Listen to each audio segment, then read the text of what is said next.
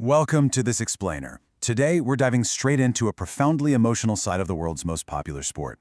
We're looking at exactly how football culture processes the departure of its absolute heroes. Because, whether it's a huge, celebrated retirement or a sudden, heartbreaking loss, the way fans, clubs, and communities say goodbye tells us so much about the deeply human side of the beautiful game. To really anchor that emotion, just think about Jurgen Klopp's raw, tearful farewell to Liverpool. When a legendary figure leaves after years of pouring their heart out for a club, this is familiar, overwhelming warmth. It's a literal embrace between the manager and the city. It's the fully anticipated end of an era, completely wrapped in gratitude. So it begs the question, right? How exactly does the world's most popular sport say goodbye? Today, we're going to explore the vastly contrasting ways we immortalize players and managers. From those roaring, confetti-filled stadiums to quiet, bronze statues casting permanent shadows, the ways we choose to memorialize these icons are absolutely fascinating. Section 1. The beautiful goodbye. When living legends like John Terry finally hang up their boots, well, it is definitely not a quiet affair. Highly anticipated farewells are loud. They are accompanied by tears, massive video walls playing career highlight reels, and tens of thousands of adoring fans singing their name. Everyone knows the end is coming, so they actually have the time to prepare the perfect, scripted closure. Researchers and fans alike recognize that there's a true grammar to these modern goodbyes. We have a very specific vocabulary for these moments. We see double guards of honor. We get the grand video messages. We see those highly symbolic substitutions, like Megan Rapinoe exiting the global stage or Kevin De Bruyne walking off to a deafening stadium ovation. These are specifically designed to literally stop play so the crowd can pour out their appreciation. It's a full-on ritual. Which brings us to Section 2, Rituals of the Pitch.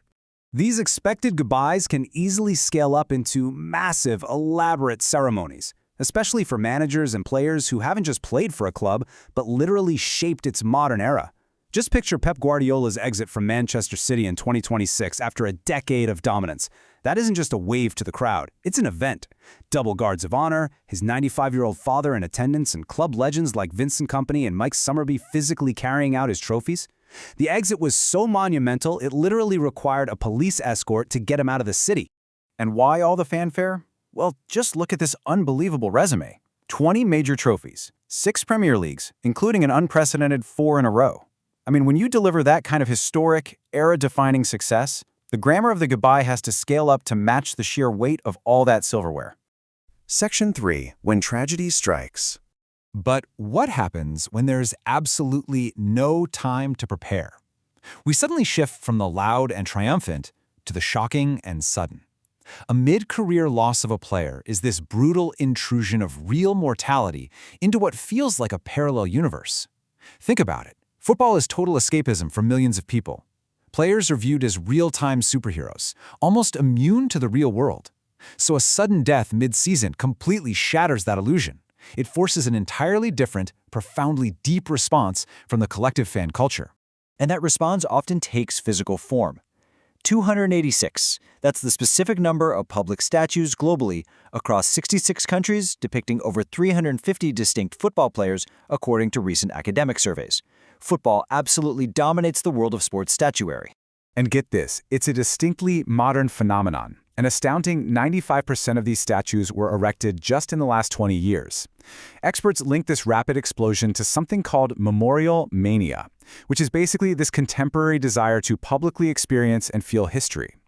In modern football, it's heavily tied to the commercial pursuit of nostalgia, cementing a club's quote-unquote authentic identity in an increasingly corporate sports world. Let's dig into that in Section 4, Casting Memory in Bronze. Now, while most statues are for living, retired legends to evoke happy nostalgia, memorials for players who die mid-career serve a totally different sociological purpose.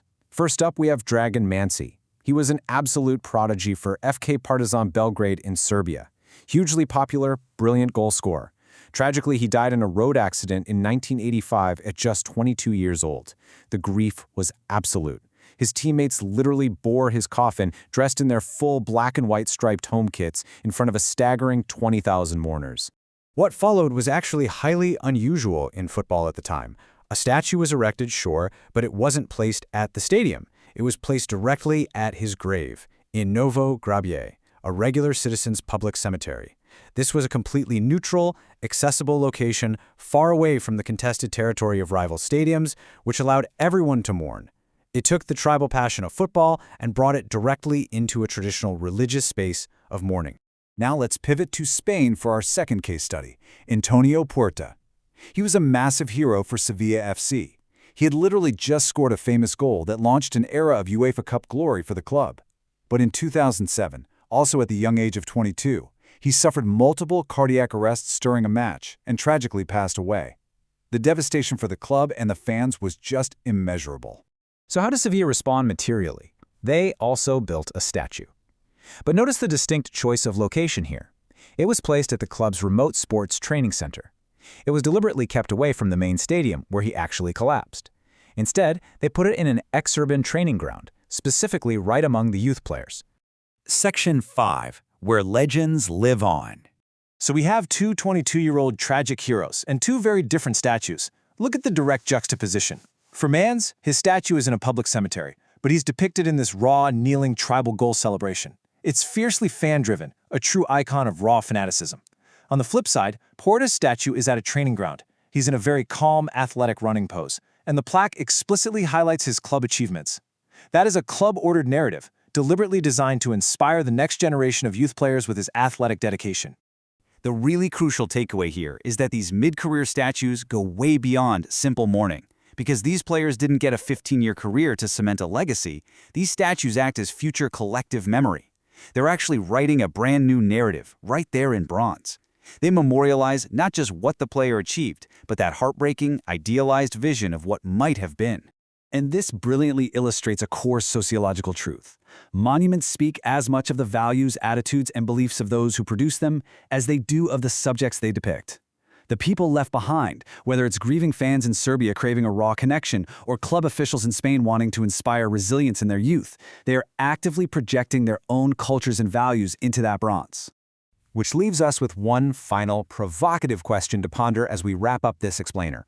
When the final whistle blows, who gets to cast your legacy? Whether it's a perfectly planned parade with 20 trophies or a sudden, tearful bronze casting in a quiet cemetery, our goodbyes are ultimately written, shaped, and memorialized by the community we leave behind. Thank you for joining me for this explainer.